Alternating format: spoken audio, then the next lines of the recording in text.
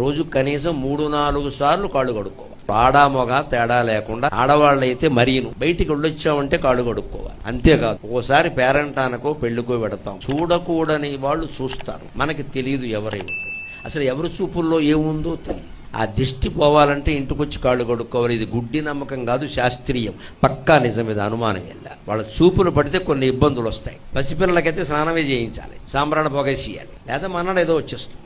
ఎందుకంటే చూపుల్లోంచే మనోభావాలు ప్రసరిస్తే అనేక రకాల అసూయలు, ద్వేషాలు ఆ చూపుల్లోంచి వచ్చి మన మీద పడతాయి. అవి ముందు శరీరంలో చేరిన తర్వాత కిందకు వస్తాయి, ఎక్కడికి పోవండి.